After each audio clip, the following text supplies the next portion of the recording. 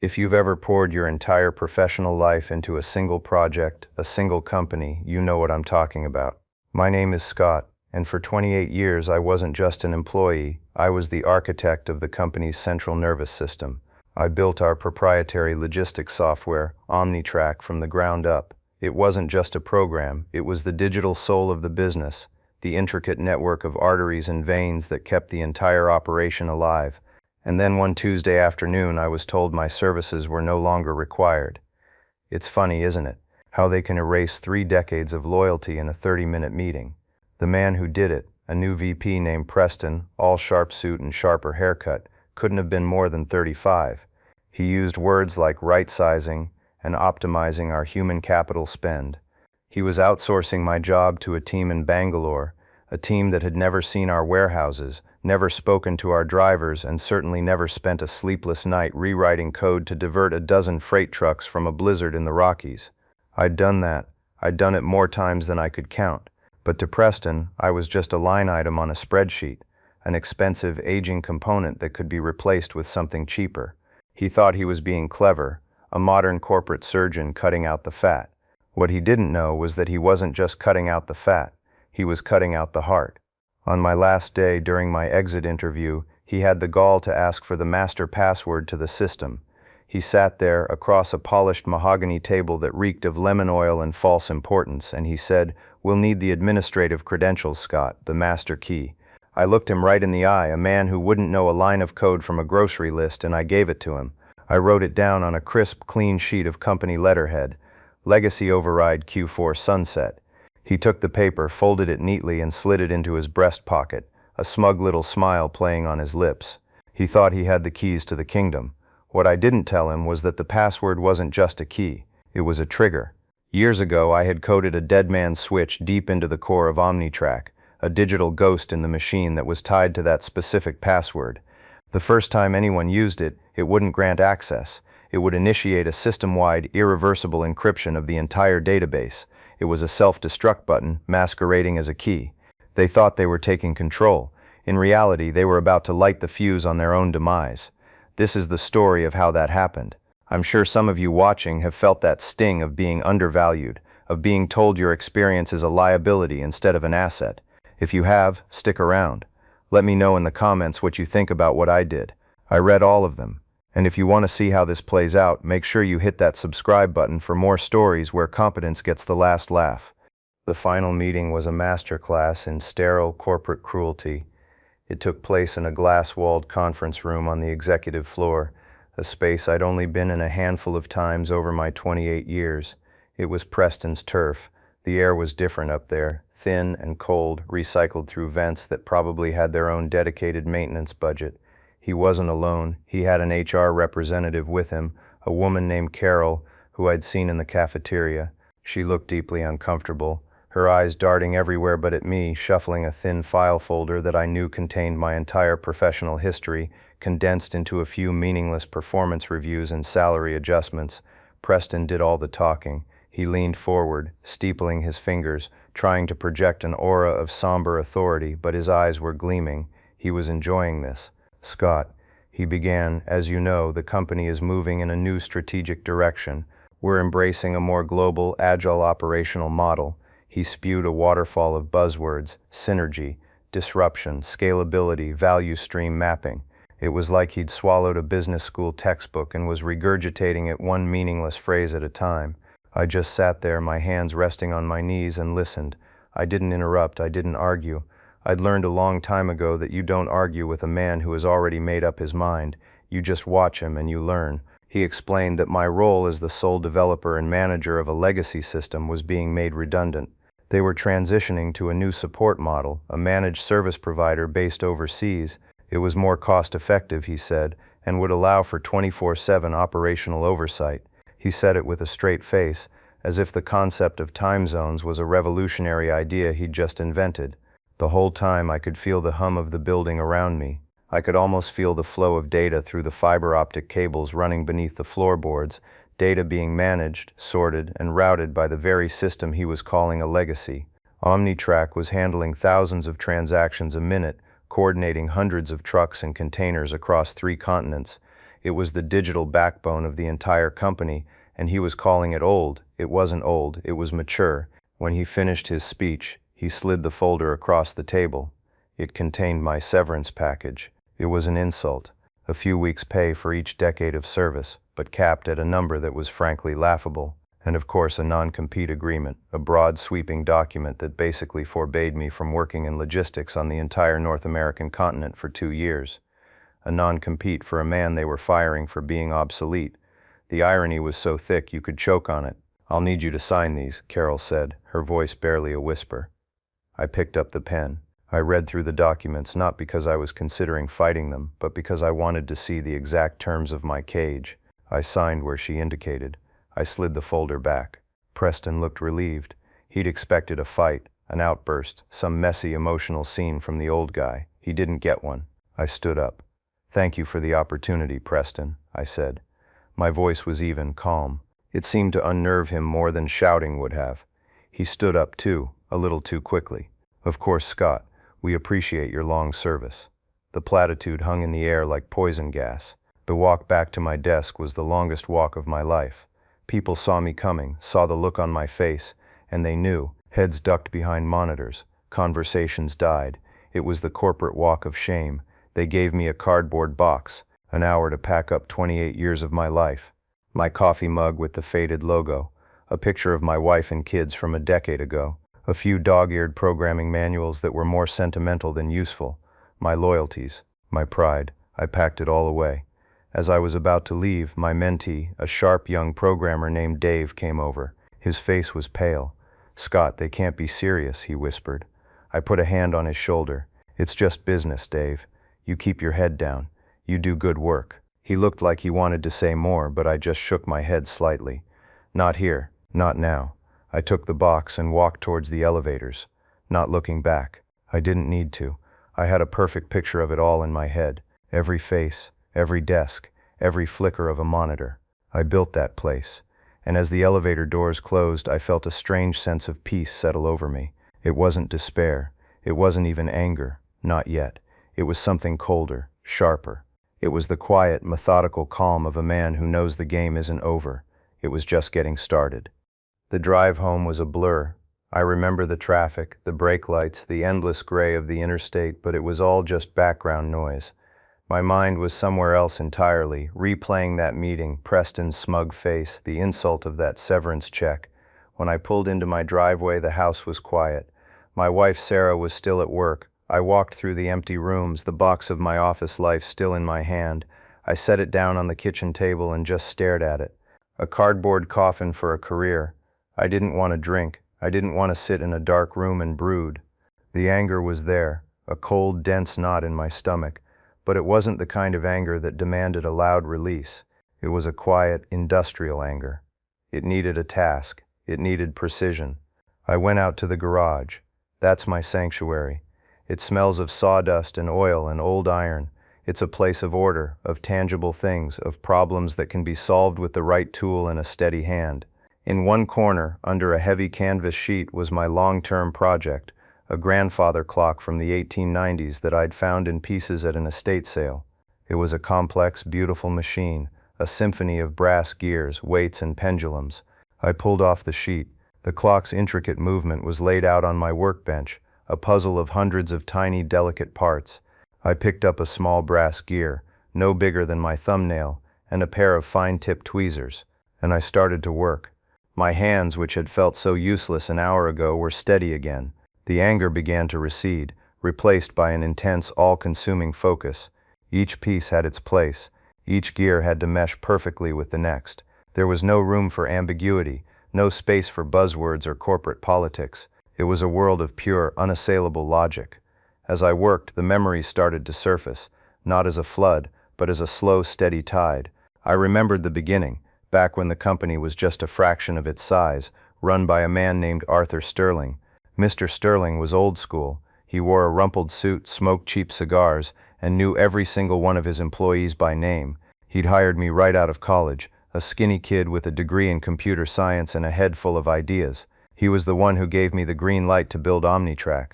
He didn't understand the technology, not really, but he understood people. He trusted me. "We can't keep running this business on paper logs and three-part forms, Scott," he'd told me, his voice gravelly from the cigars. "We need to step into the future. Build me something that works." So I did. I spent the next 2 years practically living in my tiny, windowless office, fueled by bad coffee and the sheer thrill of creation. I wrote every line of code myself. I designed the database architecture. I interviewed the dispatchers, the drivers, the warehouse managers, learning their jobs, understanding their pain points. OmniTrack wasn't built in a vacuum. It was built from the sweat and institutional knowledge of the people who did the real work. It grew organically, a living system that mirrored the complex reality of the logistics business. It was my masterpiece. Mr. Sterling retired about 15 years ago. He sold the company to a larger corporation. That was the first real change. The new owners were faceless. They managed by memo and financial report. The family atmosphere started to evaporate, replaced by a colder, more transactional culture. That was when I had the first inkling of unease. About 10 years ago, there was a restructuring. A new CTO was brought in from outside, a guy who wanted to make his mark by replacing all the homegrown systems with off-the-shelf enterprise software. He saw OmniTrack as a vulnerability because only one person, me, truly understood its deepest levels. He argued it was a risk. My boss at the time, a good man named Frank, fought for me. He showed them the numbers. The uptime on OmniTrack was 99.99%. The support costs were practically zero because I was the support.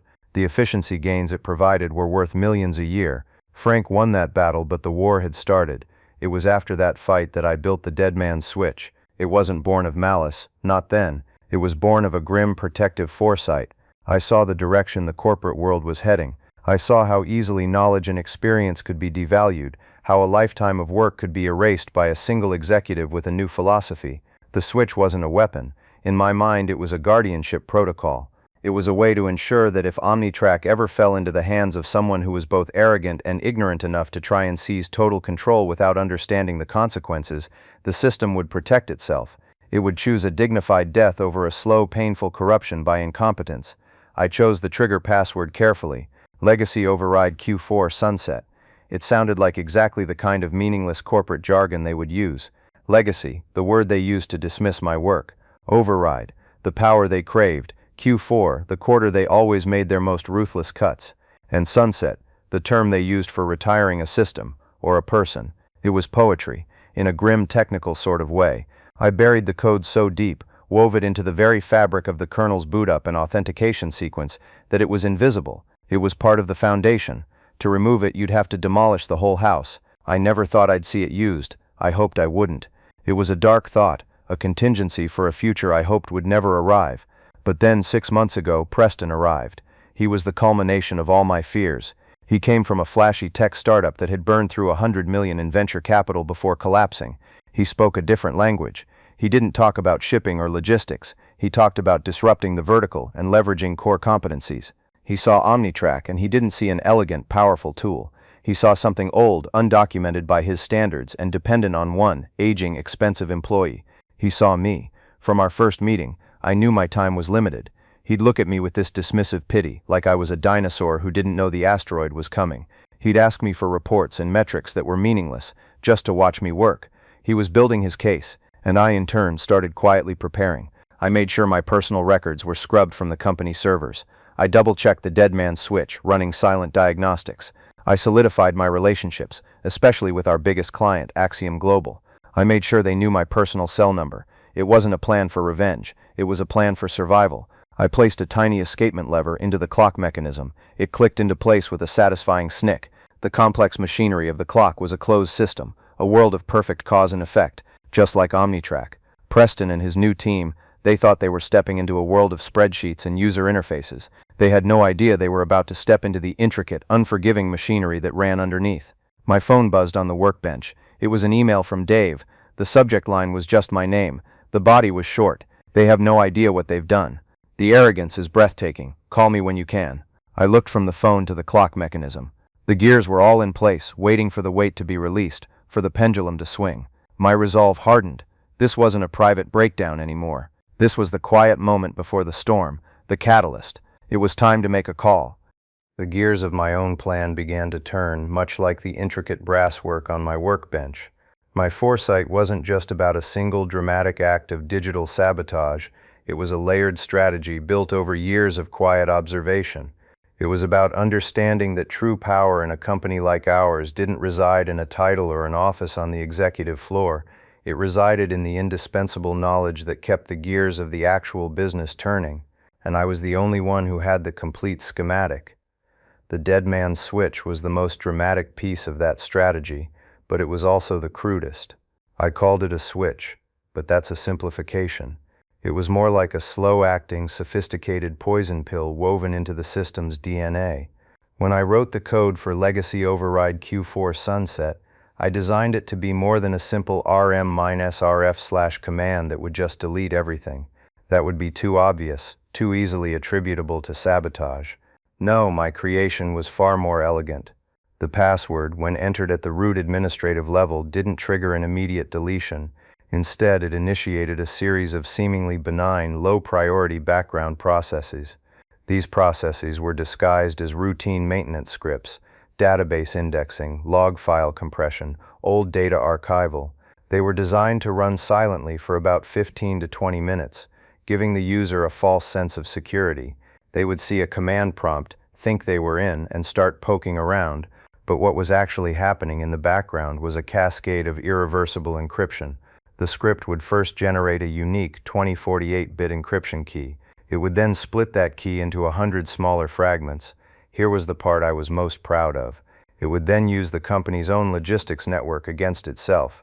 It would send each of those key fragments as a tiny data packet to 100 different pieces of networked hardware across the company's global infrastructure, an obscure network switch in the Singapore warehouse, a specific RFID scanner in the Rotterdam port, a single forgotten server in a dusty closet in the Chicago office. These devices were so old and obscure they were never audited, they were just part of the plumbing. Once the fragments were distributed, the main script would begin encrypting the entire central database block by block. After the encryption was complete, the script's final act was to send a single synchronized self-destruct command to all 100 of those remote devices, instructing them to wipe the specific memory sector where the key fragment was stored, and then the script would wipe itself. The result wouldn't look like sabotage. It would look like a catastrophic cascading hardware and data corruption failure on an unimaginable scale. There would be no key to find, no way to reverse the process. The data wouldn't be deleted, it would be transformed into meaningless, unbreakable gibberish. They wouldn't even know what had happened, only that their most critical asset was gone forever. It was, I thought, a fittingly complex end for a complex system. To add another layer of plausible deniability, years ago I had quietly consulted a lawyer, a specialist in intellectual property and corporate law. I'd framed it as a hypothetical. What are the legal ramifications if a critical proprietary system built by a single employee suffers a catastrophic failure after that employee is terminated? What if the documentation was known to be sparse? His advice was clear. As long as there was no provable malicious intent, no digital trail leading back to me, it would be a nightmare for the company to litigate. It would be my word against theirs, and the evidence, the system itself, would be a smoking crater.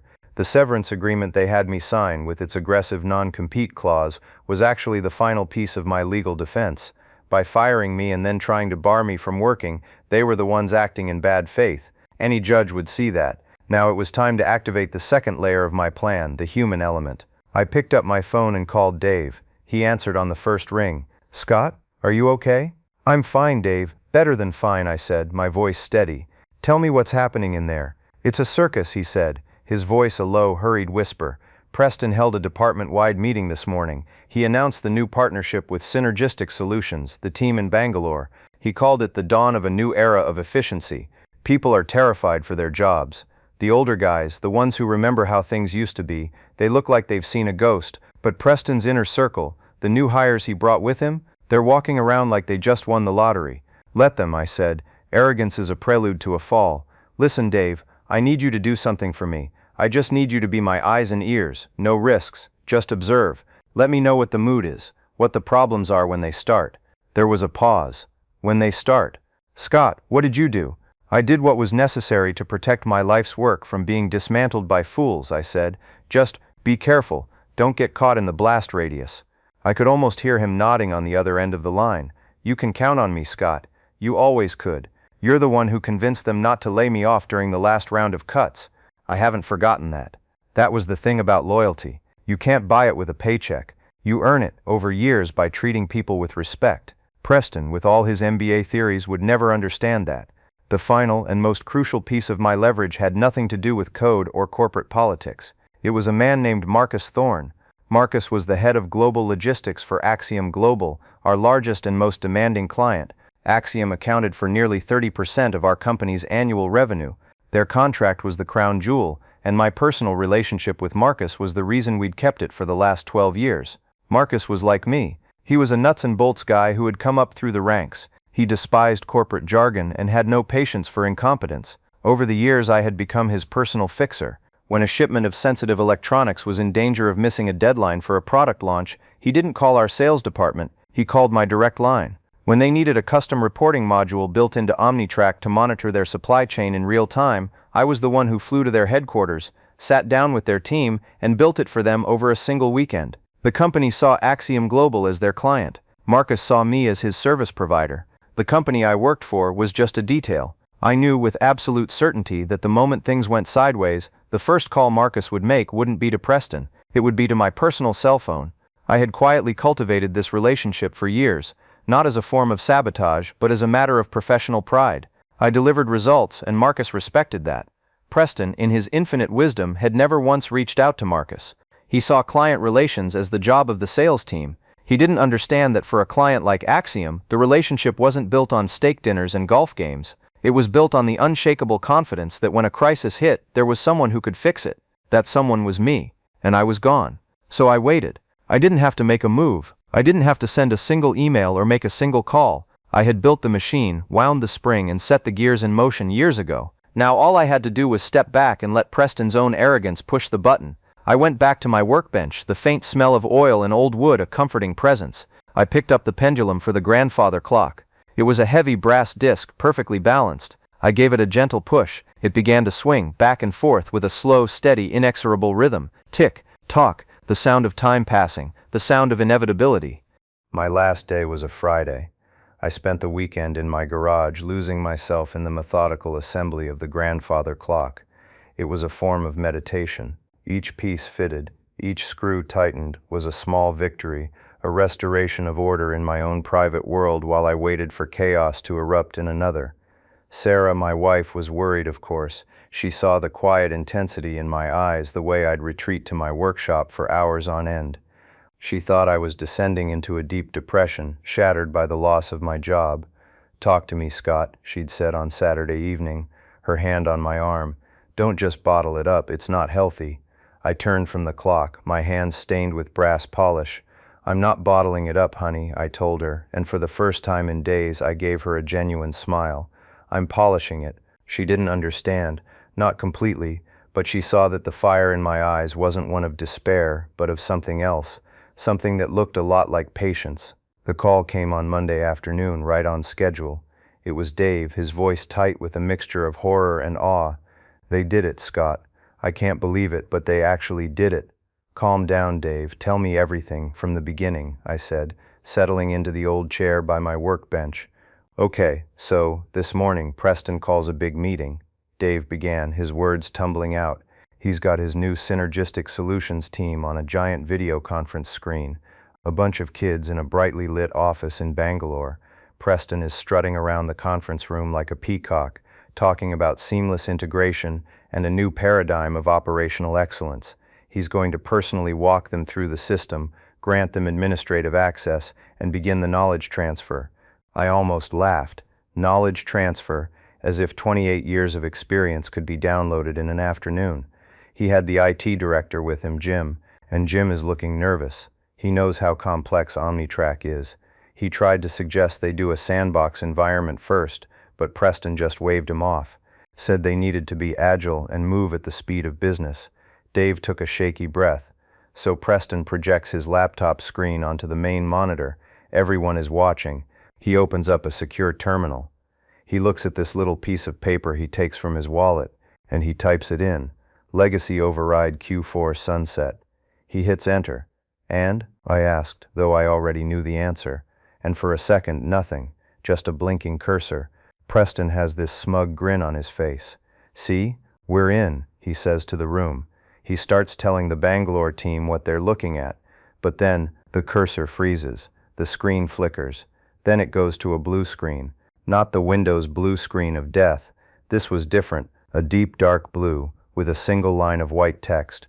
What did it say? I asked, a cold thrill running down my spine. Fatal kernel error. Primary data store unreachable. Corruption cascade detected. System halted. Dave's voice was a whisper.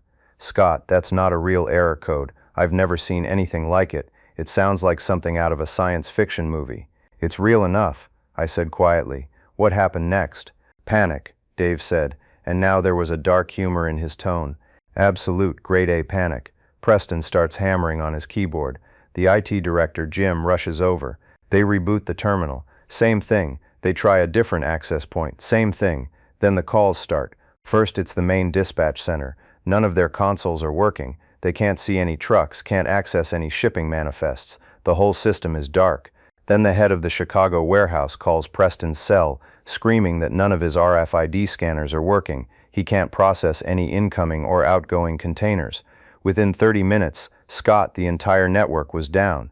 Not just slow, down, hard down. I pictured the scene. Preston, the master of the universe, his face turning from smug to ashen, the confident MBA, fluent in the language of spreadsheets, suddenly confronted with a problem that couldn't be solved with a pivot table. What's the official story? I asked.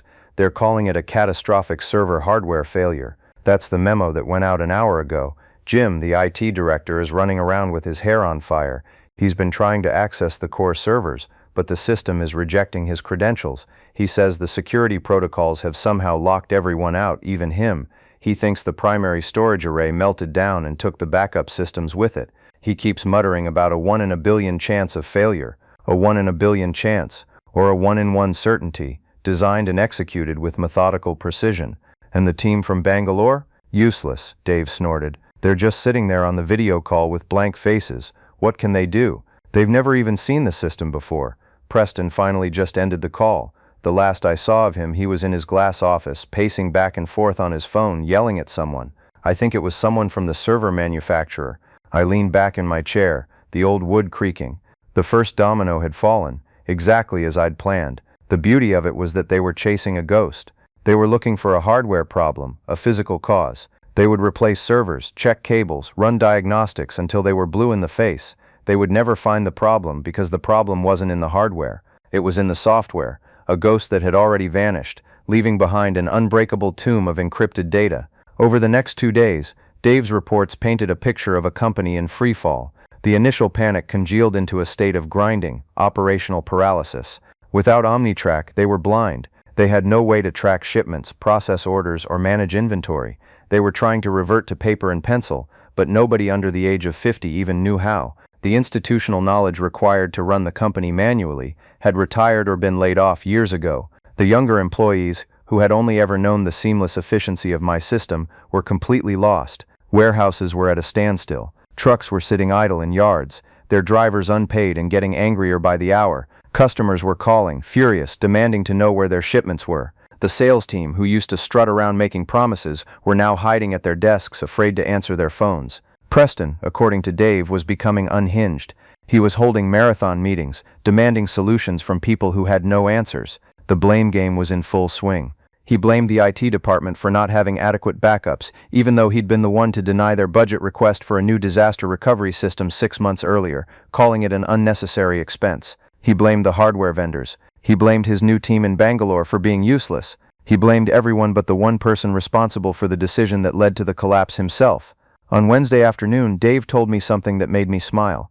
A sign had mysteriously appeared on the bulletin board in the main break room. Someone had printed it out in big, bold letters. It read, "Competence isn't cheap until you lose it." Dave said it was taken down within 10 minutes, but by then, everyone had seen it. A small act of rebellion. A sign that the people who did the real work knew exactly what had happened and why. The company wasn't just losing data, it was losing its authority, its credibility, and the respect of its own employees. The machine wasn't just broken, it was beginning to eat itself from the inside out. I, on the other hand, was finally finishing my clock. I attached the heavy brass pendulum, secured the weights, and gently closed the tall glass door of the clock case. With a delicate touch, I set the pendulum in motion. A deep, resonant tick echoed through the quiet garage. Then a talk. A steady, powerful, unhurried rhythm filled the space. It was the sound of a world put right, a world of order and consequence, and I knew with every tick of that magnificent clock that the time for my next move was drawing near. The phone was going to ring. It was only a matter of time. The call came on Thursday morning. The caller ID flashed a name I hadn't seen in a few months, but one I knew better than almost any other in my professional life. Marcus Thorne, Axiom Global. His voice was a low growl stripped of all pleasantries. "Scott, what in the God-forsaken hell is going on over there?" It wasn't a question so much as an accusation, but it wasn't aimed at me. "Marcus," I said, my voice calm and even. "It's good to hear from you, though I get the sense this isn't a social call." "Social? Scott, I've got $150 million worth of finished product sitting on a dock in Long Beach that was supposed to be in our distribution centers 2 days ago. I've got another 50 containers of component parts that have apparently vanished somewhere between here and Shanghai. Your former company's customer service line is a recording of a woman telling me they're experiencing technical difficulties. Your sales rep, that slick kid Todd, hasn't returned my last 6 calls. So no, Scott, this is not a social call. This is a my entire North American supply chain has ground to a halt call. Tell me what's happening." This was the moment. The pivot point. "Marcus," I said, letting a beat of silence hang in the air, "I'm afraid I can't tell you what's happening over there. I no longer work for them. My position was eliminated last Friday." The silence on the other end of the line was profound. I could hear the faint sound of him breathing. He was processing it. The silence stretched for a full 10 seconds. When he finally spoke, the anger in his voice had been replaced by a tone of cold, dawning realization. "They fired you." It wasn't a question. It was a statement of fact, delivered with the weight of a final judgment. "They fired the only person in that entire goddamn building who knows how to keep the trains running on time. Are they insane?" Their term was redundant, I said simply. "They're outsourcing my role to a firm in India. It's a new, more cost-effective strategic direction, apparently." I could hear him let out a short, sharp, humorless laugh. "Cost-effective? Right. I'm looking at what their cost-effective strategy is costing me right now, and it's about $10 million a day. Unbelievable." He paused again. "So you don't know what caused their system to crash?" "I have a few theories," I said, choosing my words carefully, "but I haven't been there since last week. All I know is that the system I built for them was designed to be robust, but it required a certain level of understanding to maintain. It wasn't something you could just hand over to a stranger with a user manual." "A user manual?" he scoffed. "Scott, you were the user manual. So what happens now?" "I'm not sure, Marcus," I said, and this was the truth. "I'm technically retired. I signed a rather aggressive non-compete. I'm just planning on spending some time in my workshop." "The hell you are," he shot back, his voice regaining its usual command. "You think I'm going to let the best logistics architect in the business sit at home and build birdhouses while my company burns? No. We're going to talk. I'm flying into town tomorrow. I'll call you when I land. Don't go anywhere." He hung up before I could reply. I put the phone down on the workbench, a slow smile spreading across my face. The power shift had begun. It wasn't me poaching a client. It was the client, abandoned and desperate, seeking out the only source of competence he knew. Later that afternoon, Dave called. He sounded different. The frantic energy was gone, replaced by a grim resolve. "I quit, Scott," he said. "I walked into Preston's office an hour ago and gave my notice. So did Maria from operations and Ken from the warehouse analytics team. Maria and Ken, 2 of the best. The quiet, unsung heroes who knew the real-world processes that OmniTrack had been built to automate. Without them, even if the system came back online, the human knowledge to operate it effectively was walking out the door." "What did Preston say?" I asked. "He was a mess," Dave said. "His eyes were bloodshot. His tie was loose. He didn't even try to talk me out of it. He just stared at me, like he was seeing a ghost. Then he said something weird." "What was it?" He said, "You're going with him, aren't you?" I just looked at him and said, "I'm going with competence, Preston." Then I walked out. "Scott, what are we doing next?" The we hit me. It wasn't just my fight anymore. "Let me make a few calls, Dave," I said. "Stay put. Tell Maria and Ken the same. I have an idea." The final act of the drama came just before 5 o'clock. My personal phone rang again. This time the number was blocked. I let it ring twice, then answered. "Hello? Scott? It's Preston." His voice was unrecognizable. The arrogant, condescending tone was gone, replaced by a thin, reedy desperation. It was the voice of a man standing on a ledge. "We need to talk," he said, his voice cracking. "Listen, I think there's been a misunderstanding, a breakdown in communication. This whole situation has gotten out of hand." "Has it?" I asked coolly. "It seems fairly straightforward from my end. You eliminated my position. I left. End of story. No, that's not. Look, they're putting immense pressure on me, he stammered. This outage is costing us a fortune. We need you to come back, Scott. We need you to fix it. Just name your price. We'll tear up that severance agreement. We can make you a vice president, VP of Systems Architecture. How does that sound? The very promotion they denied me for years, now offered on a silver platter of desperation. The irony was so bitter, it tasted like acid. Preston, I said, my voice as cold and hard as steel. You had a chance to value my work when I was a loyal employee for 28 years. You chose to value a spreadsheet instead. You made it very clear that my skills were obsolete and my position was redundant. I took you at your word. But the system, he pleaded. You have to know what's wrong with it. Nobody else can figure it out. I'm sure your new team at Synergistic Solutions will get to the bottom of it eventually, I said, twisting the knife. They are, after all, a key part of your new agile global strategy.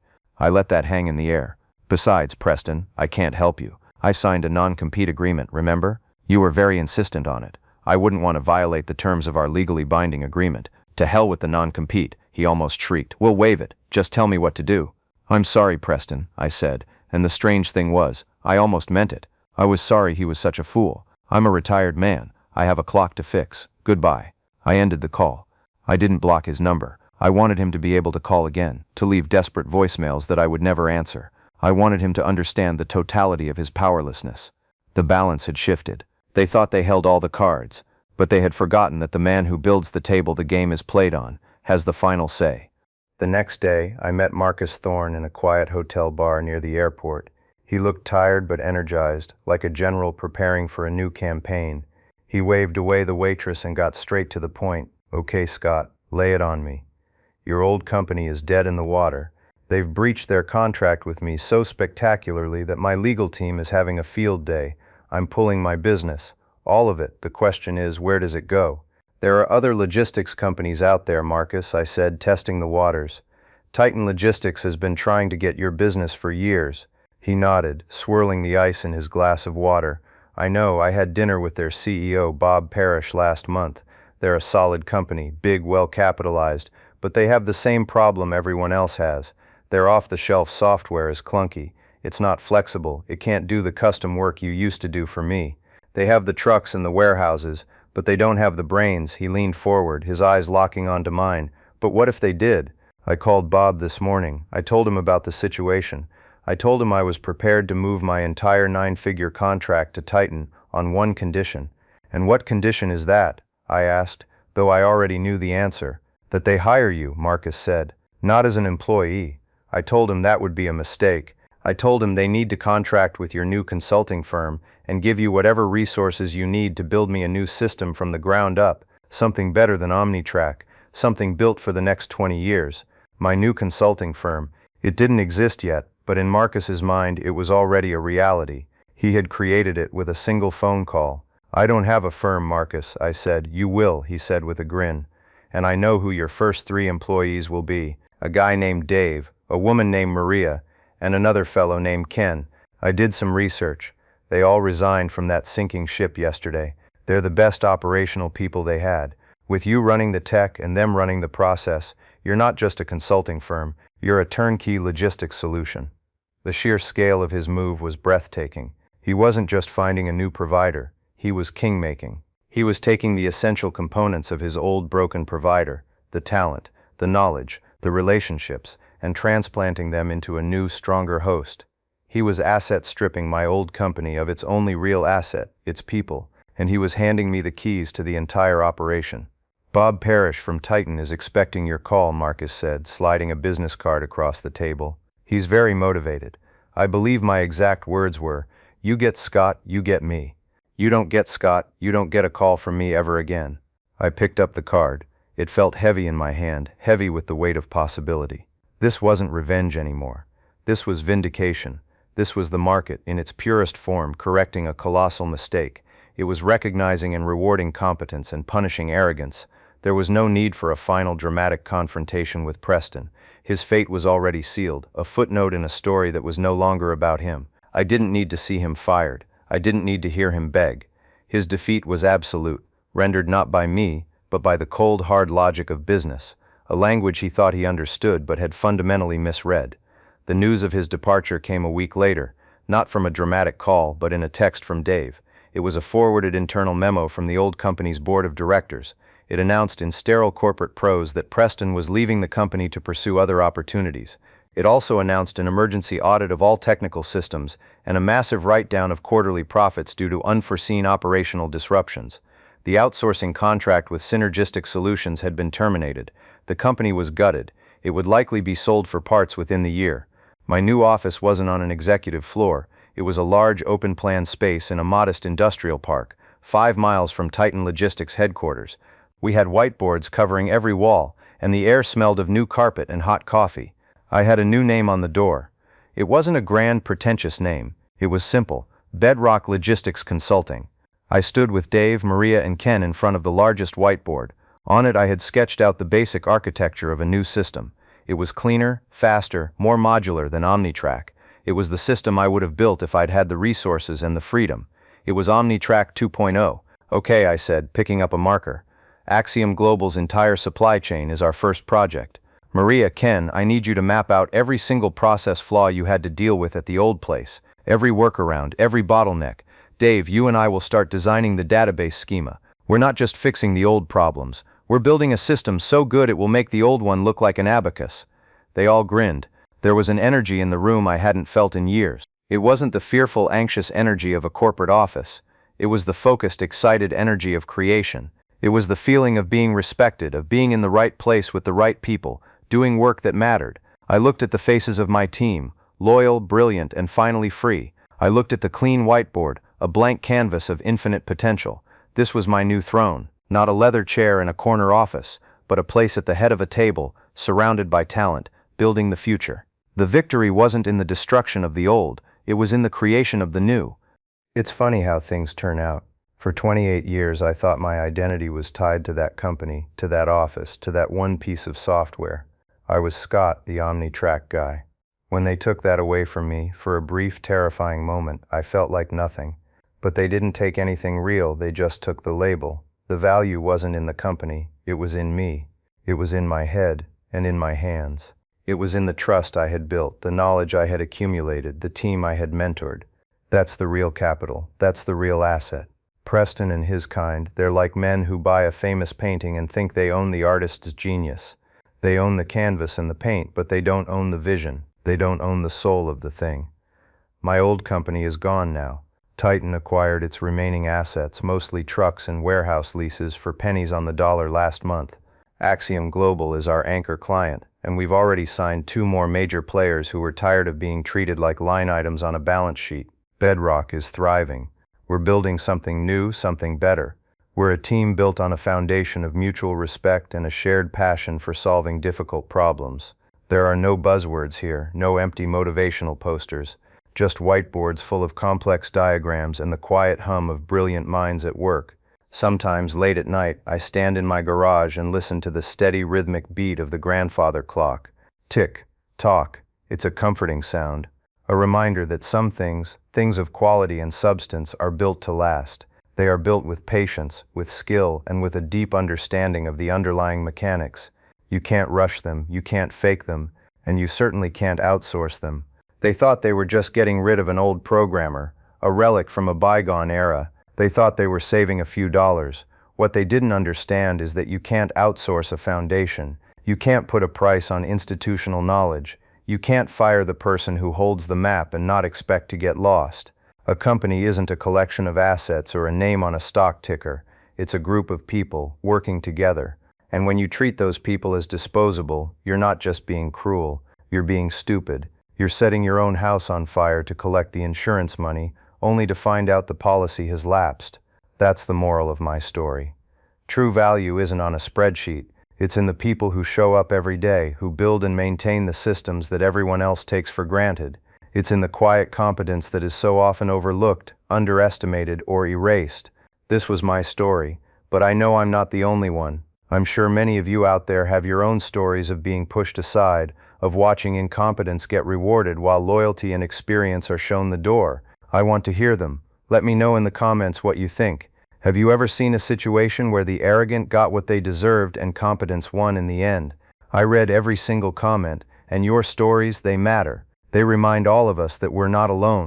And if you want to hear more stories like this, stories about the quiet victories, the strategic comebacks, and the enduring value of experience, then do me a favor.